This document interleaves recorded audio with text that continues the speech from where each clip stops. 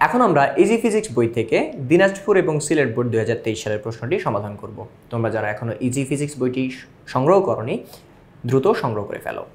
তো আমাদের যে প্রশ্নটা হচ্ছে গিয়ে আছে যে দেখো যে দিনাজপুর এবং সিলেট বোর্ড দুই বোর্ডে হচ্ছে গিয়ে একই প্রশ্ন হচ্ছে গিয়ে এসছে আমাদের। তো এইখানে যে কি হচ্ছে গিয়ে দেওয়া আছে, তো প্রথমে হচ্ছে ক নাম্বার হচ্ছে দেওয়া আছে তরঙ্গের বিস্তার কাকে বলে। তরঙ্গের কণাগুলো যখন কাঁপতে থাকে তখন সাম্যাবস্থান থেকে সে সর্বোচ্চ যতটুকু দূরত্বে যায় সেটাকে হচ্ছে গিয়ে বিস্তার বলে। তো দেখো এখানে হচ্ছে একই কথা বলা আছে, সাম্যাবস্থান থেকে যে কোনো একদিকে তরঙ্গস্থিত কোনো কণা মানে তরঙ্গের কোনো কণার সর্বাধিক যেই সরণ বা দূরত্ব তাকে বিস্তার বলে। ওকে, আরেকবার হচ্ছে পড়তেছি, সাম্যাবস্থান থেকে যে কোনো একদিকে তরঙ্গস্থিত কোনো কণার সর্বাধিক সরণকে বিস্তার বলে। এরপরে আসে হচ্ছে গিয়ে খ নাম্বার, যে বাদুর কর্তৃক সৃষ্ট শব্দ বাদুর শুনলেও মানুষ কেন শুনতে পায় না। বাদুর শুনলেও মানুষ কেন শুনতে পায় না, এ খুব সিম্পল একটা এক্সপ্লেনেশন আছে যে মানুষের শব্দ শোনার যে রেঞ্জ বা শ্রাব্যতার সীমা সেটা হচ্ছে কত 20 হার্জ থেকে 20,000 হার্জ। অর্থাৎ মানুষ ওই সকল শব্দগুলোই শুনতে পায় যাদের কম্পাঙ্ক 20 হার্জ থেকে 20,000 হার্জের মধ্যে। 20 হার্জ থেকে কম শব্দ মানে কম কম্পাঙ্কের শব্দ মানুষ শুনতে পায় না, 20,000 হার্জ থেকে বেশি কম্পাঙ্কের শব্দ মানুষ শুনতে পায় না। কিন্তু বাদুর হচ্ছে গিয়ে 20,000 হার্জের তুলনায় বেশি কম্পাঙ্কের শব্দ তৈরি করতে পারে, যা আবার বাদুর শুনতে পায় কিন্তু মানুষ শুনতে পায় না। তো দেখো এখানে হচ্ছে গিয়ে একই কথা হচ্ছে বলা আছে যে মানুষ শুধু 20 হার্জ থেকে 20,000 হার্জ কম্পাঙ্কের শব্দই শুধু শুনতে পারে, 20 হার্জ থেকে কম অথবা 20,000 হার্জ থেকে যদি বেশি হয় তাহলে সেই শব্দগুলো শুনতে পায় না। বাদুরের তৈরিকৃত শব্দ আল্ট্রাসাউন্ড মানে 20,000 থেকেও অনেক বেশি। ওকে, এর কম্পাঙ্ক প্রায় 100 কিলো হার্জ মানে প্রায় হচ্ছে কত 1 লাখ হার্জ, যেগুলো 20,000-এর তুলনায় কত 5 গুণ। ওকে, তাই বাদুর কর্তৃক সৃষ্ট শব্দ বাদুর শুনলেও মানুষ শুনতে পায় না। ওকে, তো এখন হচ্ছে কি আমরা গ এবং ঘতে চলে যাই। গ এবং ঘতে যাওয়ার জন্য হচ্ছে আমাদের উদ্দীপকটা হচ্ছে গিয়ে জানতে হবে, যে উদ্দীপকে কি কি ইনফরমেশন দেওয়া আছে সেগুলো জানতে হবে। তো দেখো, সুরশলাকা থেকে সৃষ্ট শব্দের বায়ু এবং পানিতে বেগ যথাক্রমে 343 মিটার পার সেকেন্ড এবং 1493 মিটার পার সেকেন্ড এবং তরঙ্গ দৈর্ঘ্য যথাক্রমে 1.5 এবং 6.51। কি বলছে যে সুরশলাকা থেকে, সুরশলাকা হচ্ছে টিউনিং ফর্ক, তোমরা অনেকে দেখে থাকবা, সেই সুরশলাকা বা টিউনিং ফর্ক থেকে দুইটা শব্দ তৈরি হয়েছে। ওকে, তো দুইটা হচ্ছে কি করছে, একটা হচ্ছে গিয়ে বায়ুতে গেছে আর একটা কিসে গেছে, পানিতে গেছে। বায়ুতে যেই শব্দটা গেছে তার বেগ 343 মিটার পার সেকেন্ড এবং তার তরঙ্গ দৈর্ঘ্য হচ্ছে গিয়ে বা ল্যামডা হচ্ছে কত 1.5 মিটার, এবং যেটা পানিতে গেছে তার বেগ ভি হচ্ছে কত 1493 মিটার পার সেকেন্ড আর হচ্ছে গিয়ে তরঙ্গ দৈর্ঘ্য বা ল্যামডা হচ্ছে কত 6.51 মিটার। ওকে, এখন হচ্ছে গ নাম্বার বলছে যে বায়ুর তাপমাত্রা কত ছিল। বায়ুর তাপমাত্রা কত ছিল, আমরা এতক্ষণ উল্টা প্রশ্ন করে আসছি যে তাপমাত্রা থাকলে আমরা বেগ বের করতে পারতাম। তো এখন তাপমাত্রা থাকলে যদি আমরা বেগ বের করতে পারি তাহলে বেগ থেকে আমরা কি তাপমাত্রাটাও বের করতে পারবো। তো দেখো এটা হচ্ছে আমরা কিভাবে করতে পারি। তো আর ভালো কথা, এখানে আরেকটা ইনফরমেশন দেওয়া আছে, 0 ডিগ্রি সেলসিয়াস তাপমাত্রায় বায়ুতে শব্দের বেগ কত 330 মিটার পার সেকেন্ড। এই ইনফরমেশনটা হচ্ছে গিয়ে খেয়াল করো। তো এখন হচ্ছে গিয়ে আমাদের গ নাম্বার হচ্ছে গিয়ে জিজ্ঞেস করছিল কি যে তাপমাত্রা কত। তো দেখো 0 ডিগ্রি সেলসিয়াস যেটা ওইটাকে আমরা T1 বা শুরুর তাপমাত্রা ধরে নিলাম। তো T1 কত 0 ডিগ্রি সেলসিয়াস বা 273 কেলভিন, আর আমাদের হচ্ছে কত 0 ডিগ্রি সেলসিয়াস তাপমাত্রা যে বেগটা সেই বেগটাকে ধরে নিচ্ছে V1, এটা হচ্ছে কত 330 মিটার পার সেকেন্ড। আমাদের বেগ এবার বলে দিচ্ছে V2, এটা হচ্ছে বলে দিচ্ছে কত 343 মিটার পার সেকেন্ড। আমাদের বের করতে হবে তাপমাত্রা T2, এটা হচ্ছে কত। তো এখন তাপমাত্রা T2 এটা যদি আমাদের বের করতে হয় তাহলে সূত্র আমরা কি জানি, সূত্র জানি যে V2/V1 = √T2/T1। ওকে, আমাদের বের করতে হবে কি T2, এই জিনিসটা বের করতে হবে।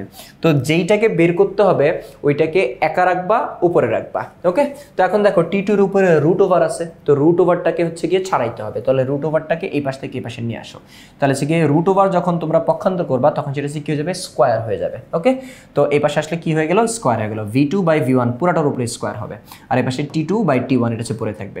তো এখন হচ্ছে কত আমাদের T2 প্রয়োজন। ওকে, T2 প্রয়োজন।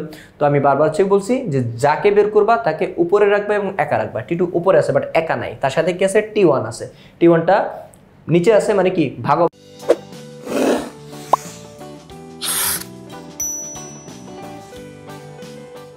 T1 কে যদি এই পাশে পাঠাতে তাহলে কি হয়ে যাবে, গুণ হয়ে যাবে। তাহলে V2/V1 স্কয়ারের সাথে এই পাশে আসলে কত গুণ হয়ে যাবে, যে দেখো এখানে V2/V1 স্কয়ারের সাথে T1 গুণ হয়ে গেছে। এখন হচ্ছে কত, এই যে T2 = এই জিনিসটা হচ্ছে কি আছে। এখন আমরা জাস্ট কি করব, ভ্যালু হচ্ছে বসায় দেব।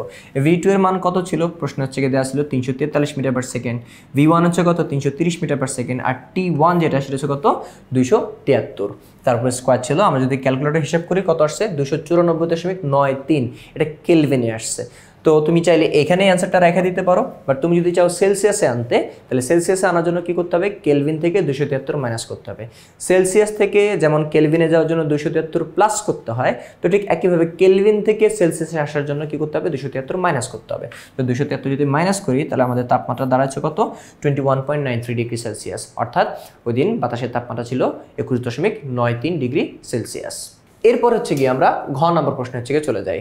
ঘ নম্বর প্রশ্নে কি জিজ্ঞেস করা হয়েছে, ঘ নম্বর যে প্রশ্নটা হচ্ছে গিয়ে আছে ওইখানে আমাদের জিজ্ঞেস করা হয়েছে যে উভয় ক্ষেত্রে সুর শলাকাটা একই ছিল কিনা, উভয় ক্ষেত্রে সুর শলাকা থেকে একই ছিল কিনা।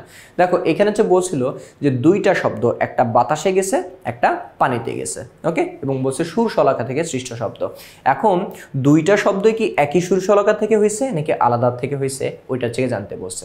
দেখো একটা সুর শলাকা থেকে যতগুলো শব্দ তৈরি হবে তাদের সবার কম্পাঙ্ক সেম থাকে।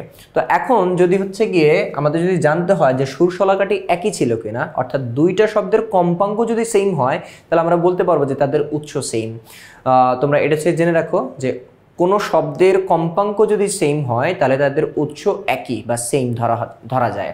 আবার উল্টাও বলা যায় যে একই উৎস থেকে যতগুলো শব্দ তৈরি হবে তাদের সবার কম্পাঙ্ক সেম। তাহলে হচ্ছে গিয়ে এখন আমাদের জিজ্ঞেস করছে যে উভয় ক্ষেত্রে সুর শলাকাটা একই ছিল কিনা, এর জন্য জানতে হবে যে দুইটা শব্দেরই কম্পাঙ্ক সেম কিনা। তো দুইটা শব্দের কম্পাঙ্ক যদি সেম হয় তাহলে আমরা বলতে পারবো একই সুর শলাকা থেকে এদের উৎপত্তি। তাহলে এখন হচ্ছে গিয়ে বাতাসে যেই শব্দটা আছে তার বেগ বলা আছে, মানে ভি বলা আছে, তার ল্যামডা বলা আছে, এখান থেকে আমরা এফ বের করতে পারবো। ঠিক একইভাবে পানিতে যে শব্দটা আছে তার বেগ ভি বলা আছে এবং ল্যামডা বলা আছে, ওইখান থেকে আমরা কি বের করতে পারবো, তার এফ বের করতে পারবো বা কম্পাঙ্ক বের করতে পারবো। তাহলে দেখো এখানে আমাদের বইতে সুন্দরভাবে হচ্ছে কি অ্যান্সার দেওয়া আছে যে বাতাসের শব্দের বেগ ভি এ 343, তরঙ্গ দৈর্ঘ্য ল্যামডা এ কত 1.5। ওইখান থেকে যদি আমরা হিসাব করি দেখো যে আমরা কি জানি V is equal two F lambda, তাই তো।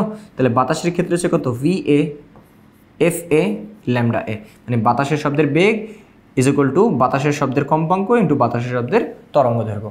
এখান থেকে হচ্ছে কত ল্যামডাকে যদি এই পাশে পাঠিয়ে দিই তাহলে কি আসবে, V A by lambda A is equal to কত এফ এ পড়ে থাকবে, এইটাই এখানে হচ্ছে গিয়ে দেওয়া আছে, ওকে।